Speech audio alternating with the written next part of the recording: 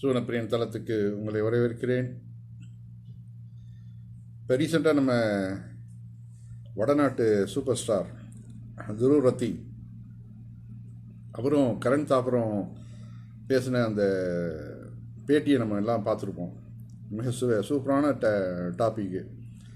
இப்போ தற்போதைய அரசியல் நிலவரம் எப்படி இருக்குது, என்னாண்டு போயிட்டுருக்குது அப்படிங்கிறதெல்லாம் அவருடைய வாழ்க்கை எப்படி போட்டுச்சு, எப்படி இது வரைக்கும் நடந்துகிட்ருக்குது அப்படிங்கிறதெல்லாம் ரொம்ப விலாவாரியாக அவர் அதில் கொடுத்துருக்காருன்னு வச்சுக்கோங்களேன். அந்த வகையில் நம்ம ரொம்ப அந்த வீடியோவை நீங்கள் எல்லாம் பார்க்கணும் அவசியம். அதில் வரக்கூடிய கமெண்ட்ஸுகளையும் பார்த்தீங்கன்னா ரொம்ப சந்தோஷப்பட்டுருவாங்க. அவங்களாம் என்ன சொல்கிறாங்கன்னாக்க, இப்படி ஒரு இளைஞர் நமக்கு கிடச்சிருக்கிறது எங்களுக்கெல்லாம் பெரிய ஒரு வரப்பிரசாதம். நாங்கள் அவருடைய யூடியூப்பை பார்த்து தான் நாங்கள் பெரும்பான்மையான உண்மைகளை தெரிஞ்சுக்கிட்டோம் அப்படிங்கிறத வட இந்திய இளைஞர்கள் பலரும் சொல்கிறாங்க.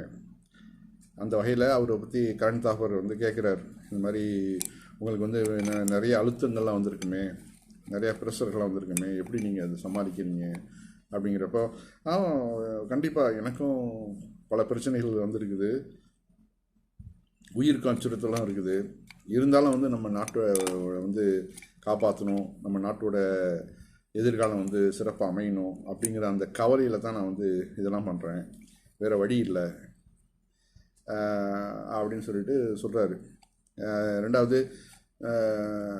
அந்த மோடி ஆட்களே அவர்கிட்ட விலை பேசினாங்க, இது மாதிரி எங்களுக்கு சாதகமாக நீங்கள் வீடியோக்கள்லாம் போட்டு கொடுத்தீங்கன்னாக்க அதை நாங்கள் வெளியிடலாம், அது என்ன சில நாங்களே கேள்விகளை கொடுப்போம், அந்த கேள்விகளுக்கு தகுந்த மாதிரி நீங்களே பதிலை வச்சு ஒரு வீடியோ தயாரித்து கொடுங்க அப்படின்லாம் சொல்லி நிறைய ஆஃபர்லாம் எனக்கு வந்தது. ஏன்னா இது ஏன் சொல்கிறாருனாக்கா, அரவிந்த் கெஜ்ரிவால்கிட்ட இவர் பணம் வாங்கிட்டு இந்த மாதிரிலாம் பேசுகிறாரு அப்படின்னு சொல்லிட்டு சங்கிகள் சொன்னதுக்கு அவர் பதில் சொல்கிறாரு, நான் வாங்கணுன்னாக்க அரவிந்த் கெஜ்ரிவால்ட்டையும் வாங்கணும், மோடிட்டையும் நான் டைரெக்டாக பேசி வாங்கியிருக்கலாமே, இதை விட 3 மடங்கு 4 மடங்கு எனக்கு கிடைக்குமே அப்படிங்கிறாரு. அதாவது இந்த நாட்டு மேலே உள்ள அக்கறையினால் தான் நான் இந்த பொறுப்பை கையில் எடுத்திருக்கேன் ஒழிஞ்சு பணத்தை ஆசையினால் இல்லை அப்படின்னு சொல்லி ரொம்ப ரொம்ப அருமையான வாக்கியங்கள் சொல்கிறாரு. அது நமக்கு ரொம்பவும் சந்தோஷமாக இருக்குதுன்னு வச்சுங்களேன். ரெண்டாவது அவர் சொல்லும்போது, நான் டெல்லி வீதிகள்லாம் நான் மக்களை சந்தித்தேன் இப்போ சமீபத்தில். அவர்கள்லாம் சொல்கிறாங்க, என்னை பார்த்துட்டு, தம்பி உன்னை பார்க்குறதுக்கு ரொம்ப சந்தோஷமாக இருக்குது, நாங்கள் என்னென்ன பேச நினச்சோமோ அதெல்லாம் நீ பேசிகிட்டு இருக்கிற, இந்த தைரியம் எங்களுக்கு இல்லை, ஆனால் உனக்கு இருக்குது, உனக்கு ஒரு நல்ல தளம் கிடைச்சிருக்குது யூடியூப்பு, அதன் மூலியமாக நீ மக்களை விழிப்படைய வைக்கிற, இது ரொம்ப ரொம்ப சந்தோஷம், நாங்கள் ரொம்ப உன்னை பாராட்டுறோம் அப்படின்னு அவங்களாம் சொல்கிறாங்க. அந்த வகையில் அவர் கரண் தாப்பரையே பார்த்து கேட்குறாரு, என்னை விட அவர் ஒரு கோழைங்கிறது உங்களுக்கு தானே தெரியும் சார் அப்படிங்கிறாரு. ஏன்னா அவர் ஒரு 20 வருஷத்துக்கு முன்னாடி குஜராத் கலவரத்தை பற்றி உண்மையை போட்டு உடச்சி உடனே மோடி ஒரு கிளாஸ் வாட்டர் கொடுங்க ப்ளீஸ் ப்ளீஸ், ஒரு கிளாஸ் வாட்டர்னு சொல்லிட்டு அப்படியே மெண்டு முழுங்கினாருன்னு அதை நம்ம நேரடியாக பார்த்தோம். மோடி தன்னுடைய அதாவது அண்ட சராசரங்கள் அடங்குச்சுன்னு சொல்லுவாங்கள்ல, அந்த இடத்துல நம்ம பார்த்தோம். அவருடைய மோடியோட முழிச்ச திருத்துன்னு முழிச்ச மொழி, இவருக்கு என்ன பதில் சொல்கிறது, இப்படி முகத்துக்கு நேராக நம்மளை கேட்குறாரு, நம்மளை செஞ்ச அநியாயங்களெல்லாம் இப்படி புட்டு புட்டு வைக்கிறாரு, இது வரைக்கும் யாரும் நம்மளை கேட்டது இல்லையே அப்படின்னு அவர் அந்த விக்கிச்சு போய் நின்றான்னு சொல்லுவாங்கள்ல, அந்த மாதிரி மோடி விக்கிச்சு நின்றதை நம்ம அந்த கரண் தாப்பரோட பேட்டியில் பார்த்தோம். அதே கரண் தாப்பர் தான் இவர் கேட்குறாரு, என்னை விட உங்களுக்கு நல்லாவே தெரியும் மோடி எப்படிப்பட்ட ஒரு கோழை அப்படிங்கிறத, கோழைன்னு பப்ளிக்காக பேசுகிறார். மோடி ஒரு கோழை, எதையும் சந்திக்க அன்னைக்கு ஓடினவர் தான் மீடியாவை விட்டு, இன்றைக்கி வரைக்கும் 20 வருஷமாச்சு மீடியாவை சந்திக்கவே இல்லை. வெளிநாட்டுக்கு போனால் கூட உங்களை யாரும் வெளில விடலையா, ஓ மை காட் அப்படின்னு சொன்னதெல்லாம் நம்ம பார்த்தோம், அந்த வீடியோக்கள்லாம் பார்த்தோம். ஆக மோடி அன்னைக்கு கரண் தாப்பர் அடித்த அடியில் ஓடின ஓட்டம் தான் இன்றைக்கி வரைக்கும் ஒரு மீடியாக்கள் பக்கம் வரவே இல்லை. அத்தகைய ஒரு தாக்கத்தை ஏற்படுத்துகிற கரண் தாப்பர் அவர் தான் இப்போ கேட்குறாரு துருவ் ராத்திட்ட, இது மாதிரி உங்களுடைய இளமை காலங்கள்லாம் எப்படி இருந்துச்சு. ரொம்ப கஷ்டமாக தான் இருந்துச்சு. மிடில் கிளாஸ் ஃபேமிலியில் எவ்வளோ சிரமங்கள் இருக்குன்னு உங்களுக்கு தெரியும். அதெல்லாம் நாங்கள் தாண்டி தான் வந்தேன். ஒரு டெல்லியில் ஒரு பள்ளியில் படித்தேன். 80% வரைக்கும் மார்க்கில் எடுத்தேன். அதுக்கு பிறகு இன்ஜினியரிங் படிக்கணும்னு ஜெர்மனிக்கு போனேன். அங்கே போய் கொஞ்ச நாள் இருந்துட்டு அதுக்கு பிறகு நம்முடைய இலக்கு இது இல்லை அப்படின்னு சொல்லிட்டு யூடியூப்பு கொஞ்சம் கொஞ்சமாக போட ஆரம்பித்தேன். ஒரு வருஷம் 2 வருஷம் 3 வருஷம் அப்படியே கொஞ்சம் கொஞ்சமாக இம்ப்ரூவ் ஆகி இப்போ வந்து ஒரு நல்ல நிலைமைக்கு வந்திருக்கிறேன். இதுக்கெல்லாம் வந்து என்னுடைய முழு திறமை தான் காரணம்.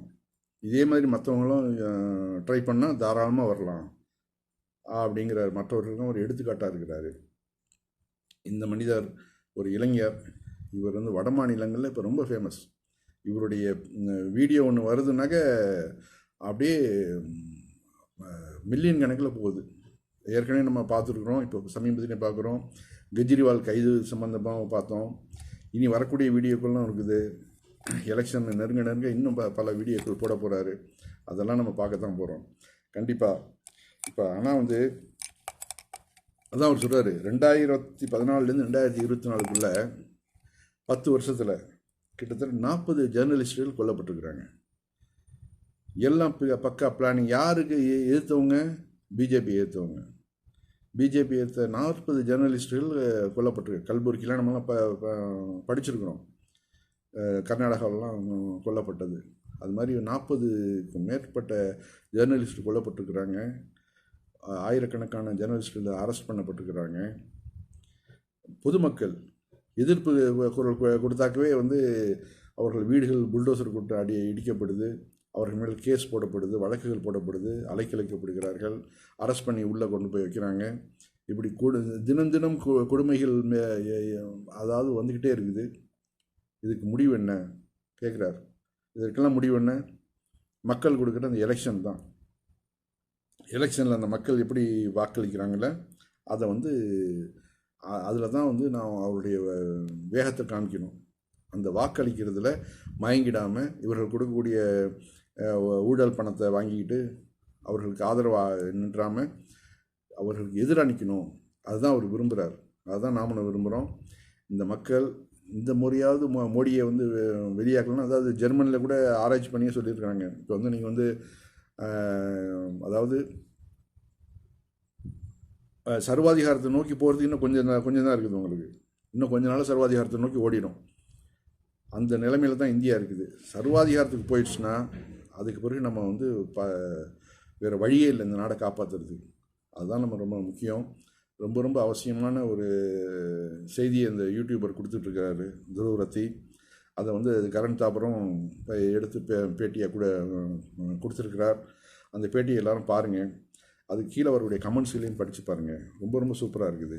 வருங்கால இந்தியாவுன்னு ஒரு மெல்லிய ஒரு நம்பிக்கை கீற்று வெளிப்படுது. அது வந்து கண்டிப்பாக வரக்கூடிய நாட்களில் எலெக்ஷன் ரிசல்ட்டுகளை நமக்கு தெரியும். அதை பற்றி நம்ம எதிர்பார்ப்போம்.